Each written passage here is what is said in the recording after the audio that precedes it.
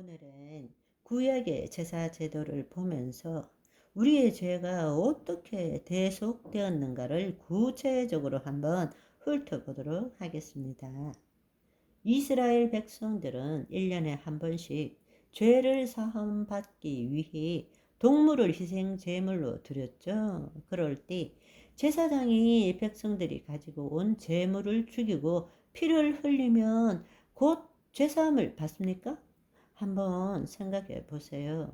1년에 한 번씩 예루살렘에 올라가서 그 백성들이 동물을 가지고 와서 제사장이 그 동물의 피를 흘릴 때 그때 그 백성들의 죄가 사함을 받습니까? 죄가 덮임을 받습니까? 그렇지 않죠.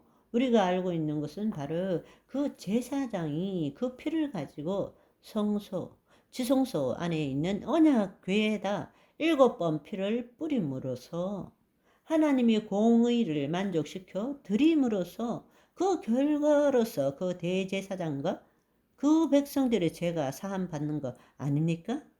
그렇다면 그것의 진짜 참 성소에서 일어나는 일은 무엇일까? 죽으시고 부활하신 후 승천하시기 전에 우리 죄를 사하시기 위해서 하신 일이 무엇이었을까요?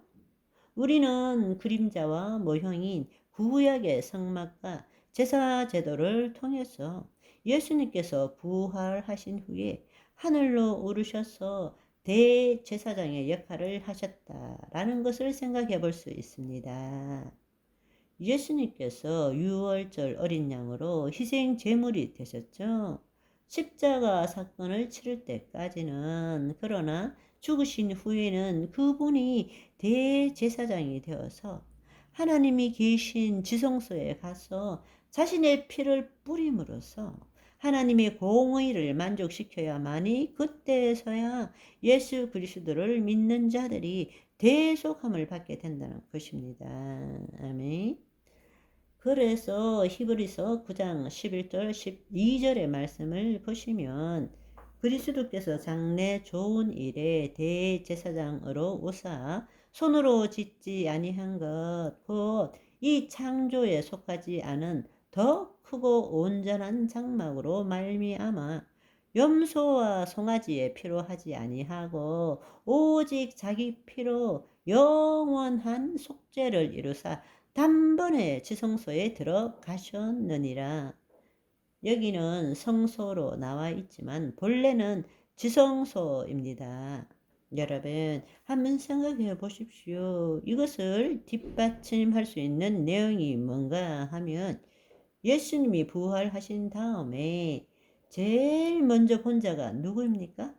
막달라 마리아예요. 그런데 막달라 마리아가 처음에는 예수님이 누구인 줄 모르고 동산직인 줄 알고 이거 당신이 옮기셨습니까? 이 안에 계시던 분은 어디에 계십니까? 이럴 때에 마리아가 눈을 떠보니까 예수님이 뒤에 계신 것을 발견했죠. 그런데 예수님이 제일 먼저 말씀하신 것이 뭔가 하면 예수께서 이르시되 나를 붙들지 말라. 내가 아직 하나님께로 올라가지 아니하였느니라.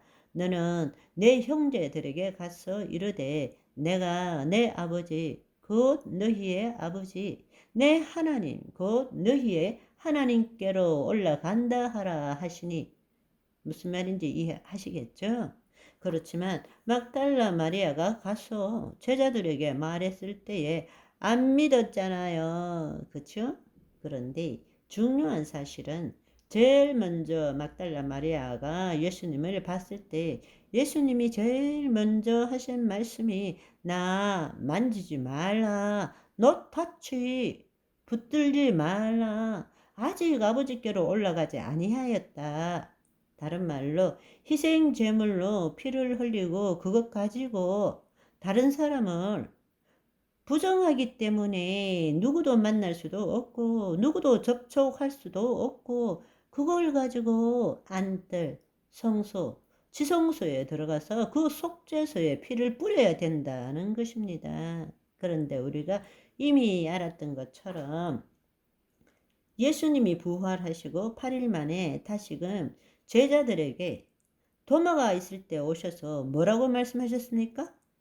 도마에게 이르시되 내 손가락을 이리 내밀어 내 손을 보고 내 손을 내밀어 옆구리에 찔러서 봐라. 만져라. 그렇게 말씀하신 거예요. 한번 생각해 보세요. 처음에는 붙들지 말라. 만지지 말라. 그런데 8일 뒤에는 어떻게 되었습니까? 만져봐라. 옆구리에 손 넣어봐라. 이렇게 말씀하신 거란 말입니다. 그렇다면 히브리서 9장 11절, 12절의 말씀을 생각해 보면 그분은 죽기 전에는 세상 죄를 지고 가는 어린 양으로 오셨지만 죽으신 다음에는 대제사장으로 당신의 피를 가지고 하늘 성소, 지성소에 올라가서 하나님 앞에 그 피를 뿌림으로써 죄 삭슨 사망이요 피 흘림 없이는 죄 사함이 없다라는 하나님의 공의를 만족시켜 드림으로써 예수 그리스도를 믿는 자, 그 예수 그리스도 안에 하나님의 의가 된다라는 사실입니다. 그분이 피를 가지고 올라가기 전에는 모든 죄를 뒤집어 쓰셨잖아요. 모든 인류의 죄를 뒤집어 쓰셨잖아요. 피 흘림 없이는 제사함이 없어요. 그래서 예수님은 당신 피를 가지고 하늘 성소에 가서 그 피를 뿌림으로써 하나님의 공의를 만족시켰고 하나님의 아들이 되었고 하나님의 의가 되신 것입니다. 바로 그 예수님이 우리 안에 있을 때 우리는 예수 그리스도 안에서 하나님의 의가 된다라는 거예요. 여러분, 예수님께서 단지 십자가의 죽으심만으로 우리 죄가 대속받은 것이 아니라 그 예수님이 세상 죄를 지고 가는 어린 양으로 오셨다가 죽으시고 난 다음에 대제사장으로 하늘의 참 성소에서 하나님 아버지의 공의를 만족시켰기 때문에 우리 죄가 사함 받게 된 것입니다. 아멘. 오늘은 여기까지. 바이바이.